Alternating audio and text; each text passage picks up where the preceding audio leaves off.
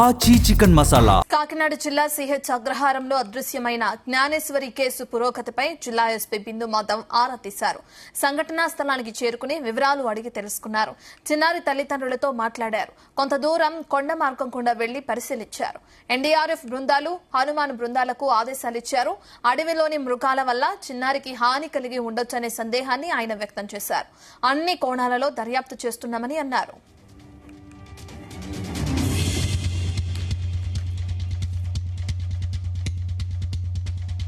కంటిన్యూస్గా ఈ 7-8 డేస్ పాటు డ్రోన్ సర్వేలెన్స్తో ఇక్కడున్న టెరైన్ మీరు అందరు చూస్తున్నారు. చుట్టుపక్కల చాలా థిక్ వెజిటేషన్ ఉంది, కొండలు ఉన్నాయి. పాప అంతటా పాప ఇంట్లో నుంచి నడిచి వెళ్ళడం వాళ్ళ తల్లి చూశారు, భవానీ గారు చూశారు. సో నడిచి వెళ్ళిన తర్వాత కంచె దగ్గర వేరే వాళ్ళకి కనిపించింది కూడా పాప, తాతబాబు అనే అతనికి. సో అక్కడ దాకా వచ్చింది కాబట్టి అక్కడి నుంచి బయటికి వెళ్ళి ఉంటుంది అనే ఉద్దేశంతో అన్ని యాంగిల్స్లోనూ దర్యాప్తు చేయడం జరుగుతుంది. CDRలు పెట్టాము, IPDRలు తీసుకున్నాము, టవర్ డంపులు తీసుకున్నాము, సస్పిషియస్ నెంబర్స్ ఒకటొకటి ఎలిమినేట్ చేస్తున్నాము.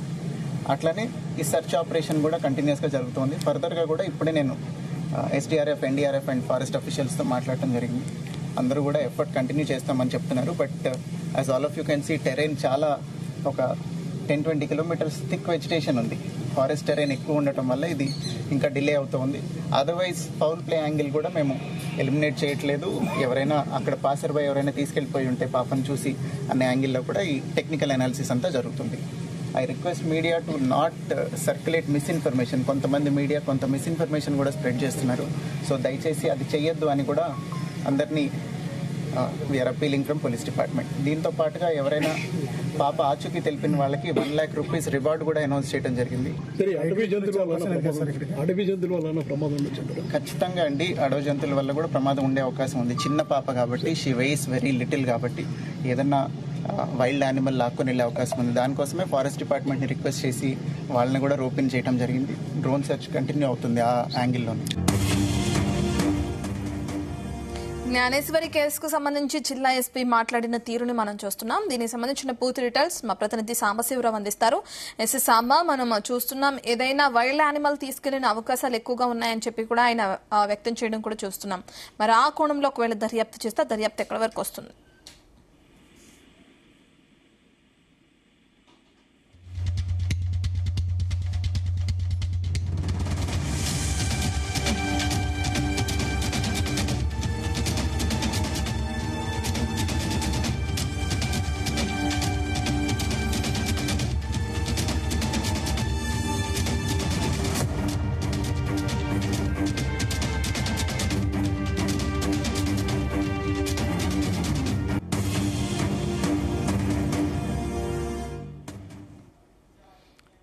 పూర్తి డీటెయిల్స్ మా ప్రతినిధి సాంబశివరావు అందిస్తారు. సాంబా, జిల్లా ఎస్పీ మాట్లాడిన తీరు మనం చూస్తున్నాం.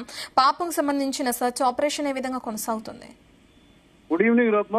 ఈ కాకినాడ జిల్లా తుని మండలం దొండబాక పంచాయతీ సిహెచ్ అగ్రహారంలో జ్ఞానేశ్వరి 2.5 ఏళ్ల చిన్నారి అదృశ్యమై ఈ రోజుకు 10 రోజులైంది. 10వ రోజు అంటే ఈ రోజు జిల్లా ఎస్పీ నేరుగా ఇక్కడ రావడం జరిగింది. వచ్చిన తర్వాత ఎవరైతే చిన్నారి తల్లిదండ్రులు ఉన్నారో శంకర, గణేష్, భవానీలతో మాట్లాడారు. అనంతరం ఇక్కడ దర్యాప్తు కొనసాగిస్తున్న NDRF బృందాలతో ప్రత్యేకంగా మాట్లాడడం జరిగింది.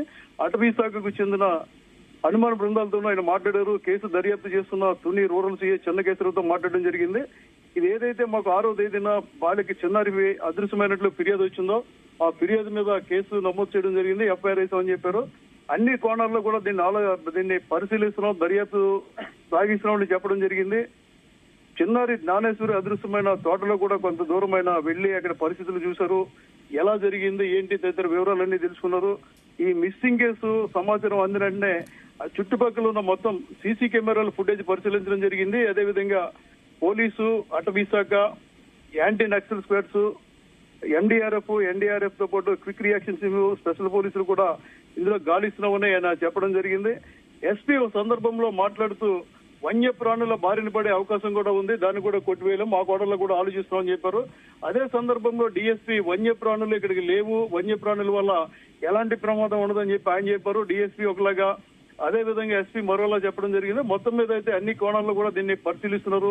కొందరు ఏదైతే ఈ రోజు అమావాస్యని ప్రచారం చేసి నగ్న పూజలు, క్షుద్ర పూజలు బలి అన్నారో దాన్ని ఎస్పీ తీవ్రంగా ఖండించడం జరిగింది. దయచేసి సోషల్ మీడియా తప్పుడు ప్రచారాలు చేయవద్దు, మేము పోలీసు పరంగా విజ్ఞప్తి చేస్తున్నామని ఆయన కోరడం జరిగింది. అదేవిధంగా పోలీసులు కూడా కొందరు అనుమానితులను అదుపులో తీసుకుని ప్రశ్నిస్తున్నారు. ఈ చిన్నారి తండ్రికి సంబంధించిన వివరాలు కూడా తీసుకున్నారు. ఏదైతే చిన్నారిని చూశానో అక్కడ ఒక మోటార్ బైక్ దగ్గర ఉంది, చిన్నారితో పాటు కుక్కను చూశాను, చిన్నారి దగ్గరికి వెళ్తే కుక్క మీద పడిందని చెప్పి తాతారాని వ్యక్తిని కూడా వాళ్ళు అదుపులో తీసుకుని విచారించడం జరిగింది. ఒక పక్క కిడ్నాప్ కేసులో, మరో పక్క అడవిలో ఎక్కడైనా చిక్కుకుందని, మూడో కోణంలో ఈ వన్యప్రాణులు తీసుకెళ్లిపోయిన కోణంలో కూడా దర్యాప్తు కొనసాగుతుంది. రత్న సాంబా, ఒకప్పుడు ఆ పోలీసులు కూడా అనుమానం వ్యక్తం చేయడం జరిగింది. ఏమనంటే ఒకవేళ పాపని ఏదైనా క్రూర మృగాలు తీసుకుని వెళ్ళుంటే అక్కడ ఏదైనా బ్లడ్ మార్క్స్ కానీ లేదంటే పాప క్లాత్స్ కానీ ఇటువంటివి ఆధారాలు ఉంటాయి, అటువంటివి ఏమీ లేవు కాబట్టి ఎవరైనా తీసుకువెళ్లారనే కోణంలోనే దర్యాప్తు కొనసాగిస్తున్నామన్నారు. ఇప్పుడు క్రూర మృగాలు తీసుకెళ్లాయి అనే కోణంలో జిల్లా ఎస్పీ చేసిన వ్యాఖ్యలను కూడా మనం వింటున్నాం. ఎలా చూడాలంటారు? నిజంగానే ఒక ఏదైనా వైల్డ్ యానిమల్ తీసుకువెళ్ళుంటే దానికి సంబంధించిన క్లూస్ ఏమైనా దొరికినాయా?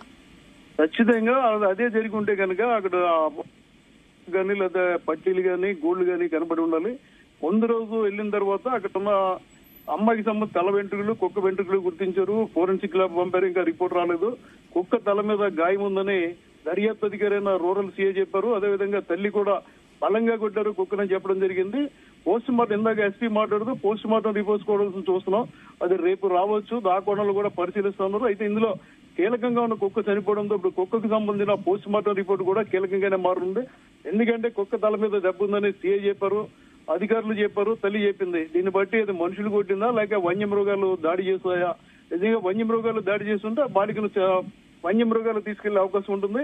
మీరు చెప్పినట్టుగానే డిఎస్పీ గానీ, సిఐ గానీ, ఇతర పోలీసు అధికారులు గానీ వన్యప్రాణులు తీసుకువెళ్తే దూరంగా లాక్కెళ్ళిన అనుమానం ఉండాలి. లేకపోతే అమ్మాయి ఫ్రాక్ గానీ, అమ్మాయికి ఉన్న పట్టీలు గానీ కింద పడి ఉండాలి. ఏం కనబడట్లేదు అన్నారు. మరికొందరు చెప్పిందంటే ఈ ఏదైతే కొండ చెరువులు లాంటివి ఉన్నాయో అవి తీసుకెళ్తే మాత్రం ఆనువాళ్ళు జరుగుతుంది. కానీ కొండ చెరువు నిజంగా జరిగి ఉంటే అది 4-5 రోజులు కదలకుండా అక్కడే ఉండాలి, అది కూడా లేదంటున్నారు.